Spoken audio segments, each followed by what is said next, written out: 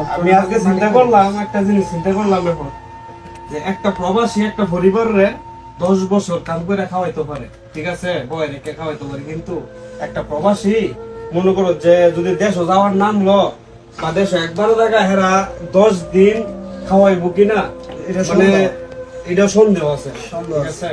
মানে দেখতেই পারে না যে বিদেশ থেকে যদি বাড়িতে যায় আর 10 দিন বাস পরে আর দেখতে পারে না। এর লাগে কই আজকে তো শিক্ষা পাইছ, আমি নিজেও শিক্ষা পাইছি। ভাই হ্যাঁ, কষ্ট ভাই টিয়া পয়সা বাইর দিবার আগে হিসাব করে টিয়া পয়সা কিছু নিজের পকেটে রাখছে, আবার কইছ না দেখাই দেখাই শুধু আমার ফ্যামিলি না, আমার মতো এমন কত শত শত ফ্যামিলি আছে যারা এরকম করে। হ্যাঁ, তো সব ফ্যামিলি এক না, তবে এরকম অনেক ফ্যামিলি আছে যা করো বুঝছো। চিন্তা করিস মাথা ঠান্ডা ঠিক আছে। আর যে টিকিট কাটছস ও 500 টাকা মনে খাসা দিতে পারে, এটা ফেরত দেব। আর এটা সিরিজ না, আরে বাদ দে, মাথা গরম বাদ দে। করিস।